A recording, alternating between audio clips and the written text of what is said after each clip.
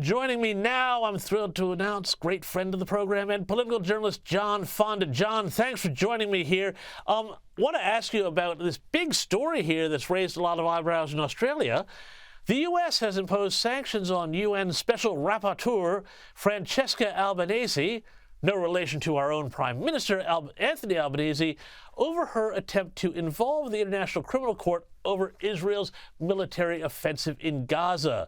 Now, the Italian lawyer has called on the UN Human Rights Council to take court action against the U.S. and Israel, and she wants to cut off trade and financial ties with the state of Israel.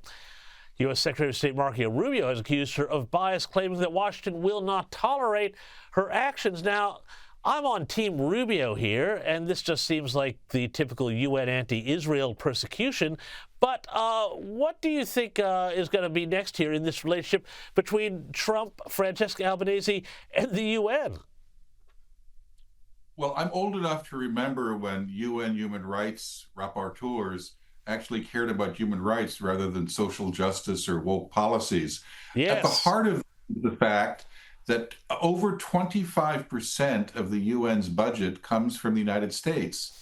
And at some point, if you have that big a stake in paying the bills there, you get to have some kind of say. And that means human rights rapporteurs should focus on human rights, not make political statements, not make recommendations for policy. That's handled by other people at other times, especially in the respective countries.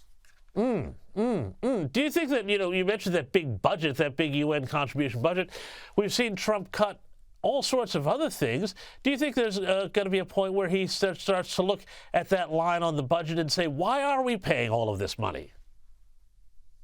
Well, Speaker of the House Mike Johnson has said there's going to be a second bill, a second reconciliation bill, maybe even a third, in which other budget cuts will be proposed.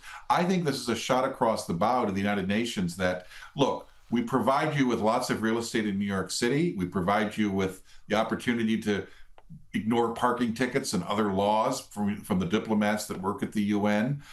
But the one thing we're not going to have happen is you basically thumbing your nose at the United States and expecting the United States to pay your cushy pensions and staff and salaries. Indeed. Hey, speaking of cushy staff and salaries, Harvard University. This fight between Harvard and the Trump administration keeps ramping up here, and apparently the university has been subpoenaed over its failure to give information to Homeland Security over its student and exchange visitor program. John, what is happening here with this fight here?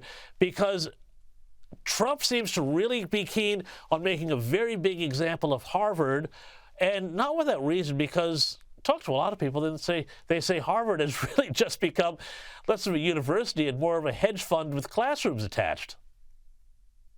I couldn't have said it better. Look, Harvard made two bets. One was, we're going to bring in a whole bunch of foreign students, and because they pay full tuition, because many of them are the sons and daughters of politically connected people and dictators and other undesirables around the world, we're going to educate them, take their money, and at the same time, we're going to steep the entire university in woke ideology. And then, of course, on top of all of that, we're going to allow anti-Semites control of the campus and basically not supervise the inmates in the asylum.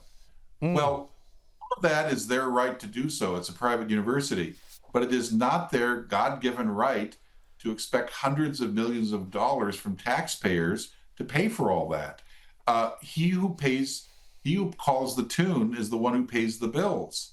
Absolutely, and that's right. what we're about to discover. Now, Harvard obviously has a $53 billion endowment. It could take that down, but obviously it doesn't want to. It's addicted to federal research funding. I think what's eventually going to happen is the worthy federal projects that Harvard is working on, especially in the hard sciences, will continue, but a lot of other stuff is going to be contingent on Harvard cleaning up its act. Is it part of the United States of America, or is it a separate stateless zone akin to the United Nations that basically pretends that it's part of the rootless international community rather than anchored in the United States? John, that's so perfectly put. And I can tell you what, we have a few problems with universities a bit like that here in Australia. You won't be surprised to find out. John Fund, thanks as always for joining me.